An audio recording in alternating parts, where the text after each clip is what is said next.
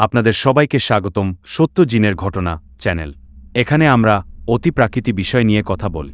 নিয়মিত আপডেট পেতে সাবস্ক্রাইব করে সঙ্গে থাকুন। চলুন শুরু করি আজকের ঘটনা।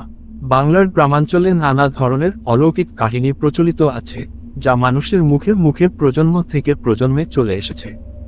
এর মধ্যে জিন সংক্রান্ত কাহিনী বিশেষভাবে উল্লেখযোগ্য।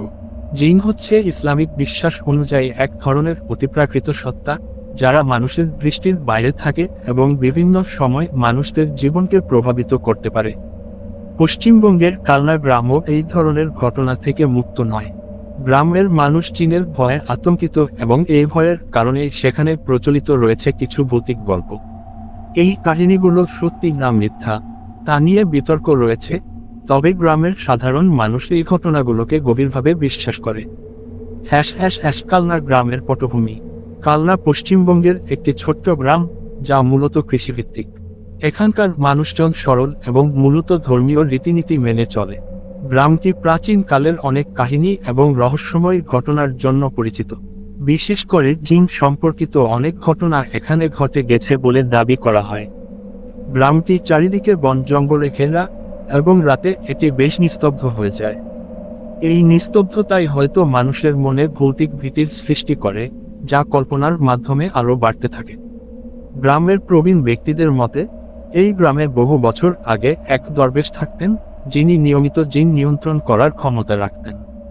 তার মৃত্যুর পর থেকে জিনরা অস্বাভাবিকভাবে গ্রামে বিচরণ করতে শুরু করে এবং গ্রামবাসীদের ভয় দেখানো শুরু করে। এই দরবেশের মাজারকে কেন্দ্র করে আজও জিনের উপস্থিতির গল্পগুলো ছড়িয়ে রয়েছে।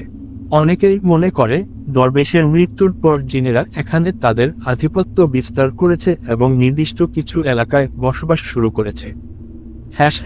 কালনার বিখ্যাত জিনের ঘটনা। গ্রামের বাসিন্দাদের কাছ থেকে শোনা কিছু বিখ্যাত জিনের ঘটনা এখানে তুলে ধরা হলো। এ ধরনের ঘটনা সাধারণত মানুষের মুখে মুখে ছড়িয়ে পড়ে এবং বিভিন্ন সময় এটিকে সত্য বলে মেনে নেওয়া হয়।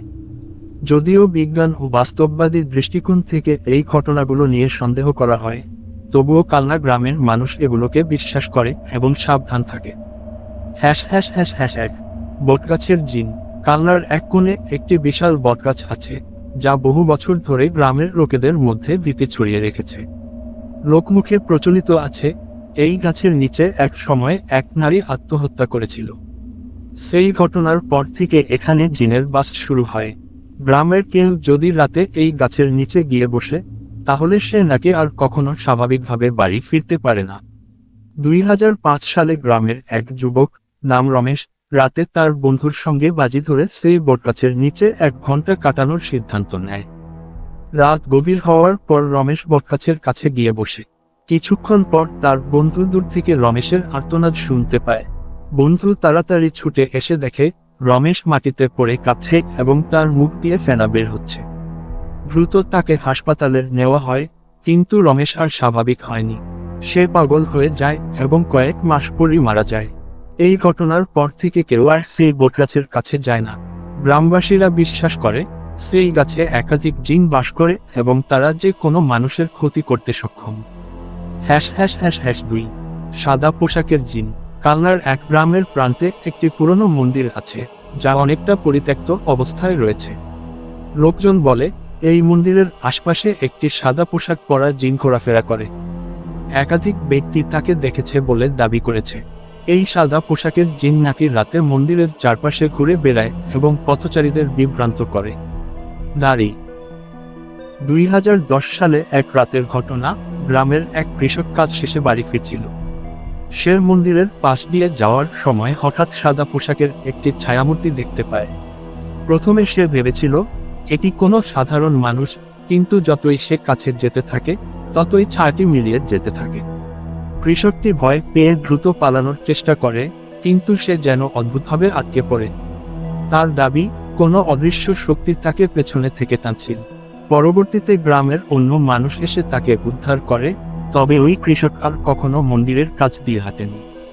এই ঘটনার পর থেকে মন্দিরটির আশপাশের রাতে যাতায়াত বন্ধ হয়ে যায় এবং সবাই মন্দিরটিকে জিনের আবাসস্থল হিসেবে গণ্য করতে শুরু করে। 3 অদ্ভুত ভাষার কান্না। 2015 সালের দিকে কালনার গ্রামের কিছু বাসিন্দা নিয়মিতভাবে রাতে একটি অদ্ভুত ধরনের কান্নার শব্দ শুনতে পায়। শব্দটি যেন কারো চিৎকার কিংবা আর্তনাদের মতো।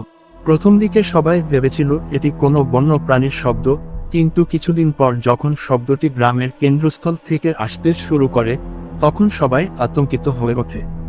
কান্নার এই শব্দ এমন একটি অজানা ভাষায় ছিল যা কেউ বুঝতে পারত না। গ্রামের এক বৃদ্ধ লোক, নাম গোপাল, দাবি করেন যে এটি জিনের কান্না। গোপালের মতে, জিনেরা যখন মানুষের আশ্রয়ে বা কোনো স্থানে বসবাস করে এবং সেখানে কোনো বড় অশান্তি ঘটে, তখন তারা এই ধরনের কান্না করতে থাকে। গোপাল আরও বলেন, এই কান্না শোনা মানে হলো জিনেরা খুবই রুষ্ট এবং শীঘ্রই কোনো ভয়ানক ঘটনা ঘটতে পারে। এই ধরনের কান্নার ঘটনা গ্রামের মানুষদের মনে গভীর আতঙ্ক সৃষ্টি করে এবং অনেকেই রাতের বেলা বাইরে যাওয়া বন্ধ করে দেয়। পরবর্তীতে একজন পুরোহিত এবং ইসলামী মৌলবি যৌথভাবে গ্রামের এক মাজারে বিশেষ প্রার্থনা করেন, যার পর থেকে কান্নার শব্দ বন্ধ হয়ে যায়। তবে এই ঘটনার পর অনেকে মনে করে যে জিনেরা এখনও গ্রামে আছে, শুধু আপাতত শান্ত রয়েছে। বৈজ্ঞানিক দৃষ্টিকোণ। যদিও জিন সংক্রান্ত এই কাহিনীগুলো কালনা গ্রামে বেশ প্রচলিত, তবুও বৈজ্ঞানিক দৃষ্টিকোণ থেকে এসব ঘটনার সত্যতা নিয়ে প্রচুর সন্দেহ রয়েছে। মানুষের মানসিক ক্রান্তি, অন্ধবিশ্বাস এবং সামাজিক চাপ অনেক সময় এ ধরনের কাহিনীর জন্ম দেয়। মনোবিজ্ঞানীরা মনে করেন, অনেক ক্ষেত্রেই জিন সংক্রান্ত অভিজ্ঞতা আসলে মানসিক চাপ, হ্যালুসিনেশন বা শারীরিক অসুস্থতার ফল। বিশেষ করে রাতে, অন্ধকারে বা একাকী থাকলে মানুষের মন ভীতিকর দৃশ্য কল্পনা করে, যা জিনের উপস্থিতির ভুল ধারণা দেয়। এছাড়া গ্রামের মানুষেরা যখন একই ধরনের কাহিনী বারবার শোনে, তখন তাদের মস্তিষ্ক সেই ধারণার প্রতি বিশ্বাস তৈরি করতে থাকে। তারা তখন যে কোনো অদ্ভুত ঘটনা বা শব্দকে জিনের সাথে সম্পর্কিত করে ফেলে।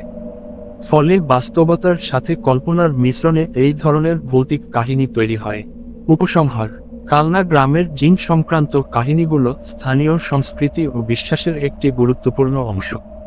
যদিও আধুনিক বিজ্ঞান এই ধরনের ঘটনার কোনো সুনির্দিষ্ট প্রমাণ দিতে পারেনি, তবুও গ্রামের সাধারণ মানুষ এই কাহিনীগুলোকে গভীরভাবে বিশ্বাস করে এবং জিনদের সম্মান করে চলে। জিন নিয়ে মানুষের ভয় এবং কৌতূহল তাদের কল্পনা শক্তিকে উস্কে দেয়, যা থেকে নতুন নতুন গল্প ও লোককথা জন্ম নেয়। কালনা গ্রামের মতো জায়গায় এই কাহিনীগুলো প্রজন্ম থেকে প্রজন্মান্তরে চলে আসছে এবং হয়তো আরও অনেক দিন ধরে চলবে। আপনাদের সবাইকে ভিডিওটি দেখার জন্য ধন্যবাদ। যদি ভিডিওটি ভালো লেগে থাকে তবে লাইক করুন এবং নতুন ভিডিওর জন্য সাবস্ক্রাইব করুন। আপনার মতামত জানাতে ভুলবেন না, নিচে কমেন্টে লিখে জানান।